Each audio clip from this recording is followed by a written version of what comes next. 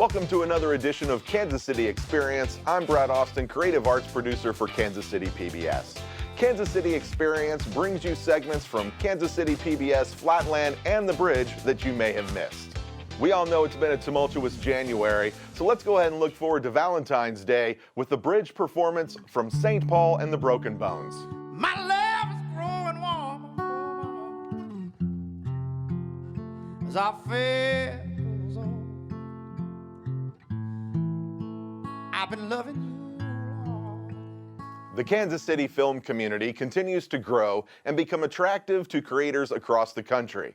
We take a look at a couple of projects that put Kansas City in the spotlight. We've been deciding where we were going to bring Queer Eye and fell crazy in love with Kansas City. I would explain it as kind of like an experimental narrative, like visual music film. We touch on a lot of anxieties and emotions that people felt during COVID. But first, we examine a crisis in Kansas City that continues to intensify during the pandemic. Despite moratoriums, evictions continue, not only for those unable to pay rent.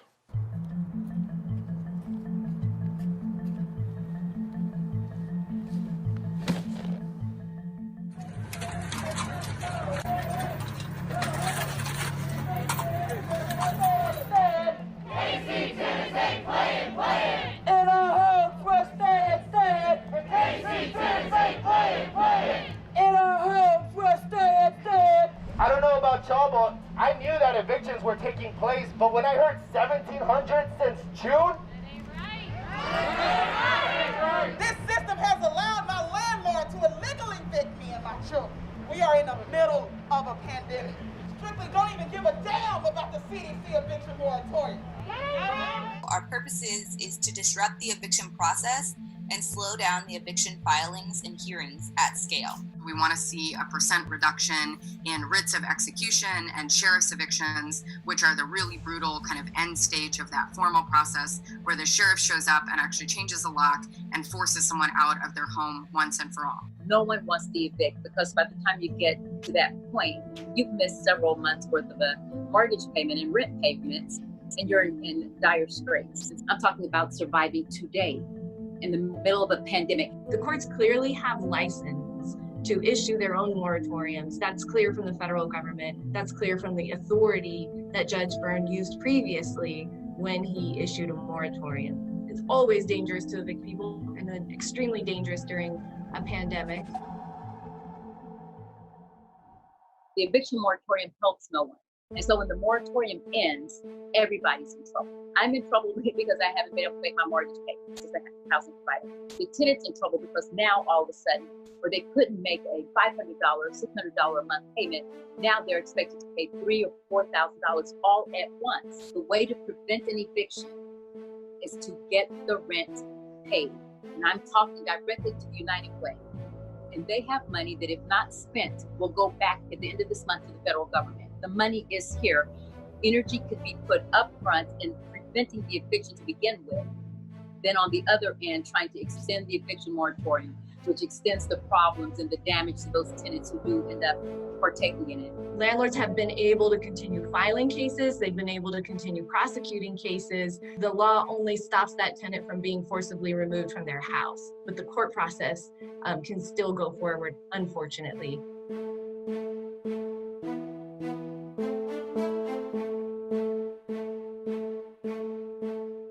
The current moratorium from the CDC does not prevent us from filing evictions based on a tenant's criminal activity. They're threatening the health or safety of other residents, damaging or posing immediate or significant threat to the property, violating housing codes. Can we terminate for something other than non-payment of rent? I mean, a lot of non-paying tenants are also bad actors. They are also not good housekeepers. They have a lot of problems in their life. There's many reasons. And the CDC puts forth 5 ways that you can do that you see here. I don't need to read them to you. The most useful one is violating any other contractual obligation other than timely payment of rent. We don't want to be saying false things to the court. That would not be good, especially in this political environment. It is limited to non-payment of rent cases, but we're having to make up a lot of things. With federal government did is they issued kind of really a quasi-moratorium that only comes into play if a tenant actually learns about it and then exercises their rights under it. And so there's a whole lot of tenants out there who don't know about the moratorium, don't know that they have to file a declaration in order to be protected by it, and oftentimes really need legal advice and attorney to assist them in analyzing whether or not they even qualify for the moratorium. There's some types of evictions that it doesn't apply to at all. We're hearing from a lot of tenants right now who are getting notices to vacate. They have tried to negotiate. A lot of landlords are just flat out refusing to negotiate. So I got home Sunday afternoon and see this paper under my door, and it said eviction notice, and right away I was like, crap, did I forget to pay rent? Did I what did I do? What did I do wrong? And then it's we're renovating. I'm currently on quarantine right now for 2 weeks, recovering from COVID. If this hadn't happened to me this select 2 weeks, and it had happened January 31st, I could not be moving right now. I could not be carrying boxes. I could not be going up and down 5 flights of stairs. I'd make it up and down once and be gasping for air. Statistically, there's got to be at least one person in here moving out during that time that's going to have COVID. Yeah. We don't have an elevator, so people are going to be literally killing themselves to move out. So I do not apologize whatsoever. Financially, it's really not a smart thing for me to do, but kind of been in my mind here for a couple years. If ever a building needed a renovation, the Alps is the one. I want my tenants to have reliable heat, reliable water pressure, plumbing, drain lines, supply lines, electrical lines. Got to bust open the walls, and how the heck can people live there if we're busting open the walls? I know it's the responsible thing to do, and I take my responsibility to my tenants very seriously.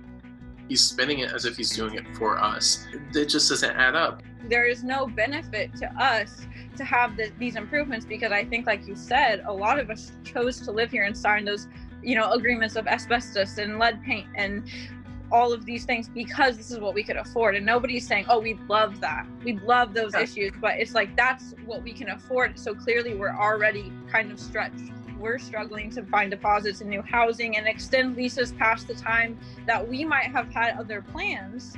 We're creating an entirely different timeline for not only ourselves, but our pockets. He knows what a January is like. He knows that we are in a pandemic. It's the complete refusal to understand the climate and the context of it. Today we're just going through and getting door-to-door signatures for tenants to sign off on a possible list of demands that they will try to unionize and argue for. Over 45 tenants in this building have signed on to fight Dalhedge Path as they are being displaced. We, the residents of the Alps Apartments, have formed a tenant union and demand the following: reimbursement for any rent increase paid in 2020, reimbursement for December 2020 rent, security deposits returned in full to each tenant by January 1st, 2021, construction dumpsters provided for tenants' use while moving, no fines or legal actions to be levied against tenants during or after the next 2 months, no rent collecting for January 2021. I feel like it would be perfectly reasonable if he had replied and said something like, hey, I can't reimburse December rent, but I can do this. He could have negotiated, and yet all he said was LOL. We're just asking for things that are decent. People will spend zero energy on their list of demands. Are they upset because it's January? Are they upset because it's COVID? Are they upset because the rents will go up after renovations? Gave a 68-day notice. If I was a lesser of a landlord, I would just sit back and enjoy those 85 people giving me a rent check each month, and I would, continue to hot glue and duct tape the place together. And if I did that, Casey tenants and the tenants would be unhappy with me. They want landlords to be, your feet held to the fire. They want landlords to provide clean, functional, affordable living units. On the other hand, they're getting upset when a landlord is doing exactly that. What do they want from me? If it comes time for me to pay property taxes, I can't tell the county that I'm affected by COVID. I can't tell my insurance carrier, I can't pay the premium this year. I can't tell my gas company and electric and water, I have to pay those bills. I don't quite know exactly what the problem is and what they would have me do different. Landlords have a lot of power. If you don't pay rent, they have the full right to put you out on the street. And landlords are not accustomed to having to negotiate with tenants. And they're not accustomed to tenants standing up and asserting their rights. And so the culture, as far as I can tell from my side, is one that's not very accommodating generally. Landlords have a choice on whether this is an industry they want to get into. Tenants don't. Our housing system is in the hands of the marketplace. If it makes sense to make more profit by charging more rents, landlords are going to do that, even if wages are not keeping up with that. And so that's why we have an eviction crisis. It shouldn't be looked at through a lens of landlord versus tenant. It needs to be looked at as the human right that housing is. And it's setting people up to look at us as enemies instead of people who have chosen to invest our dollars in housing, to provide housing for those that need it. When you talk about landlords, it's kind of hard to paint them with one brush. It's a very diverse group, and there's a lot of big corporate management companies out there that can afford to work with tenants, that can afford to make some sacrifice during this time when everybody is having to sacrifice. For those landlords who can afford to make some sacrifice and waive back rent and work with tenants, we really urge them to do that. All evictions are an act of violence! All evictions are an act of violence! There are thousands of tenants on the eviction docket in Jackson County and in surrounding areas that are highly vulnerable to being forced onto the streets during a time when obviously evictions will likely be a death sentence for a lot of people. And we've disrupted about 365 evictions and delayed those to 2021, but those evictions are coming up on the calendar again. So we've got our work cut out for ourselves come January. All evictions are an act of violence! All evictions are an act of violence! All evictions! We're expecting there to be a very ugly situation come January. We're going to have a run on the courthouses with people being evicted, which is dangerous and unfortunate because then they'll be homeless with debt hanging over their shoulders, with bad credit in the middle of winter. We're going to have a lot of housing providers lose their own personal housing as well. They're going to lose their rental investments either through foreclosure or they're going to sell them because they can't sustain it and it's too stressful. And then the corporate Wall Street investors are going to come and buy up all of the properties that are here, renovate them and raise the rents, and then we're going to be in a worse problem than we're in now. We all need housing. Everybody needs housing. What we really need is good, strong public policy and not to have to rely on the goodwill of landlords, because I'm sure it's there sometimes, but oftentimes it's not. And that's just not going to do the trick for the kinds of problems we're facing. Living fabulous, living lavish, living stylish, flamboyant, extravagant, living lavish. Yeah, I'm a bad. The 18th Street Fashion Show got canceled this year due to the COVID crisis, but all the participants got together to create a feature called Summer in Hindsight, a Kansas City fashion movie. The film was directed by Katam Jabbar, written by Peregrine Honing, starring Calvin Arsenia, a local musician, and shot by the great Jeremy Osborne. And I talked to the director of the film, Katam Jabbar, in New York City. Katam, tell me what this film's about, because it's hard to do. It's experimental, right? Yes. How would you explain this movie? So yeah, I would explain it as kind of like an experimental narrative, like visual music film. The film follows Calvin navigating a bunch of iconic spaces throughout Kansas City, and through those spaces he encounters different designers.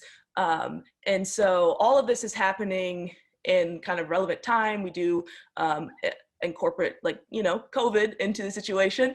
And so we touch on a lot of anxieties and emotions that people felt during COVID. So I think that those moments that we incorporate in the film are going to be super relatable.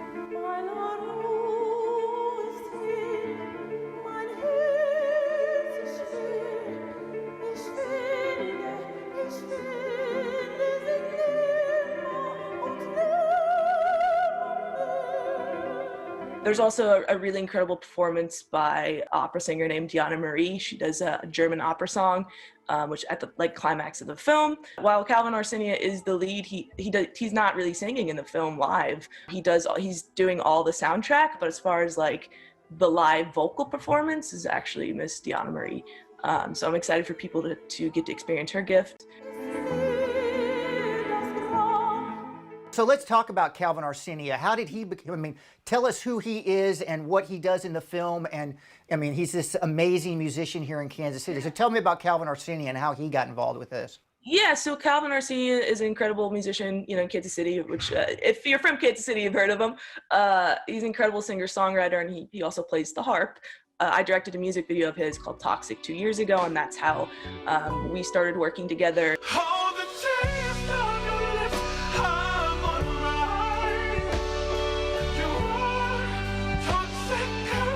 He also does, he's like the musical director for the West 18th Street Fashion Show when it's a normal fashion show. And so, when Peregrine wanted to make the fashion show into a film because of COVID, naturally Calvin was still a part of the process, and I was roped in as well. And so, and now we have a movie that we've done together, so.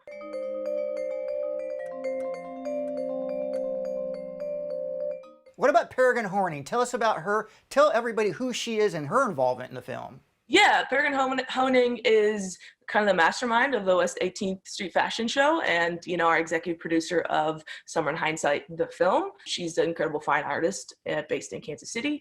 I met her, again, we shot in Greenwood Social Hall, which is her space. We shot the Toxic music video there. So that's actually the inception of Peregrine, Calvin, and I's working relationship. And so it's really neat to come back 2 years later and get to be in even more incredible spaces in Kansas City.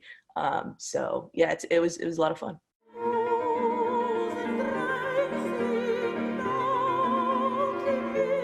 The production side of things was and the best word I can think of to describe it was pretty untraditional. We have an incredible DP on this project. His name is Jeremy Osborne. He's a seasoned vet. And as somebody who used to PA on sets that he DP'd on, it was really great and amazing for me to get to direct a project with him as the DP. Not only is he talented, but his energy on set is the ultimate energy I want around me all the time. So I look forward to definitely working with Jeremy again in the future. Filming the movie, while there was a concept, a lot of it was done on the fly. It's run and gun, which I'm no stranger to that style, growing up in Kansas City doing videos for all my friends and stuff, that's what I know. But getting to do it on a level where you're working with a seasoned vet and it's not like you doing everything, that was a nice little change of pace. But at this point in my career, I'm really looking forward to getting to marinate in the creative. So this was kind of a nice last hurrah of that style of filmmaking. And I look forward to getting an opportunity to truly sink my teeth into something. So yeah.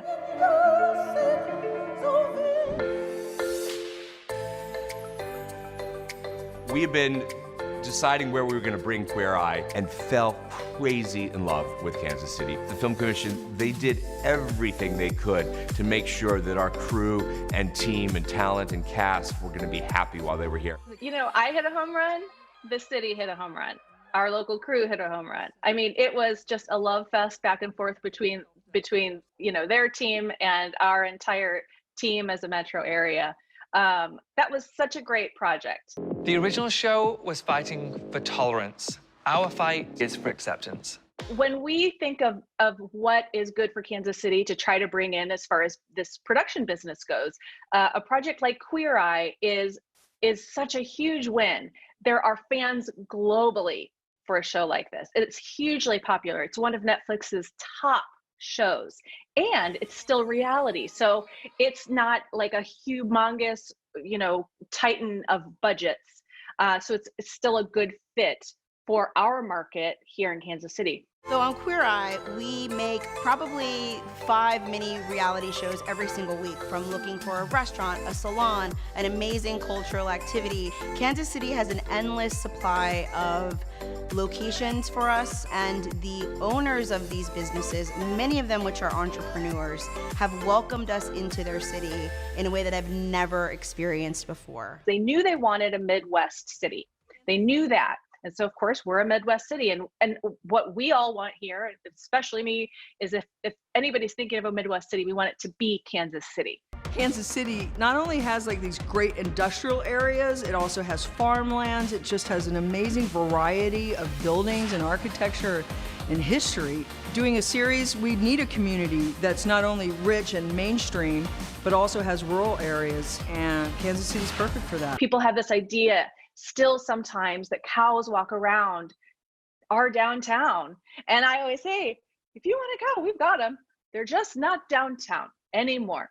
And then when they finally told us who they were, Rachel and I audibly screamed in the office in a little conference room together, and they told us who they were. And as soon as we hung up the phone, we screamed, and everyone in the office was like, what's wrong? What's wrong? And we came out smiling, and we were like, I'm sorry, we can't tell you. We signed NDAs.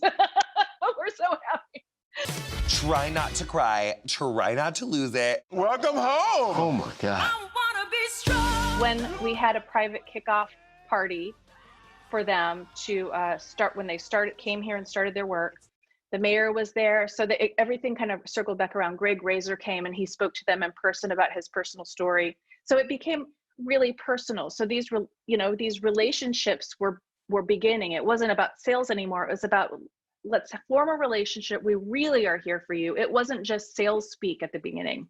We are authentically joyful that you're here. And all of us, want you to feel that and know that, from the tippity top famous person to, the person who's just learning on their crew. And they picked up a lot of Kansas City crew. And I know a lot of people learned a lot on that show.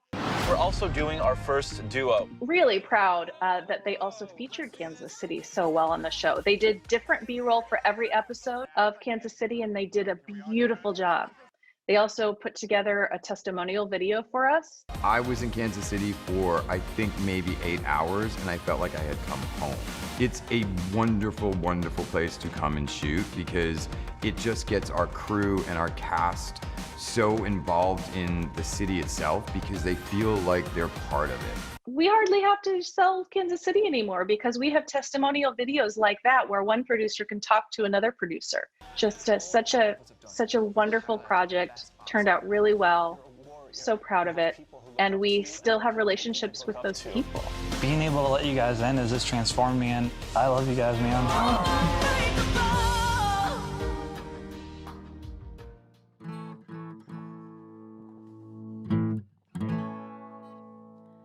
I've been loving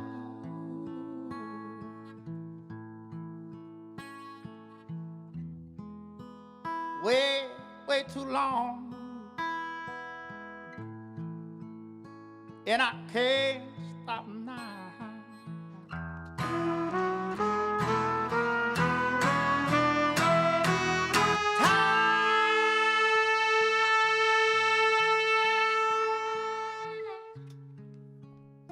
And you want to be free. My love is growing stronger, stronger, as you become a help to me. I've been loving you, Lord, way, way too long, but I can't stop now.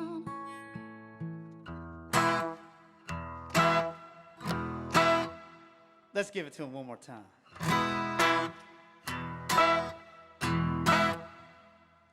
With you, my life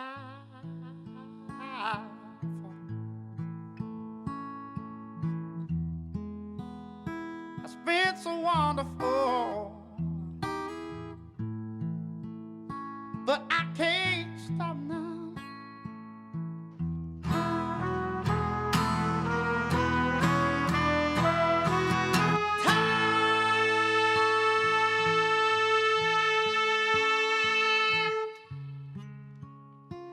and your love is growing cold. My love is growing warm as our fair goes on. I've been loving you, Lord, way too long, and I can't